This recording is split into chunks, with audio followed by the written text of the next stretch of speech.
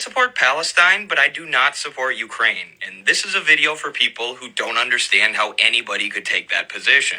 And this is a video for why that's a silly position to take. And the ideology of these ultranationalist extremists in Ukraine is the same thing as the ideology of the ultranationalist Zionists in Israel. It's just in a different form. They see white Ukrainians as superior and ethnic Russians as inferior and deserving of violence. I don't think any reasonable person would deny that there were extremist elements to the 2014 Euromaidan uprising in Ukraine, but even back then, they were far from the majority. But since 2014, Ukraine actually held democratic elections, and they elected this guy, Volodymyr Zelensky. Zelensky literally comes from a Russian-speaking, that was his first language, Jewish family. If we know anything about the history of far-right ultranationalist movements in Ukraine, we should hopefully all be able to agree that a Russian-speaking Jewish person would probably not be their first choice. There actually is, though, a far-right party that is in Ukraine's parliament. It's called Svoboda. They hold 1 seat out of 450. Now, that's 1 seat too many,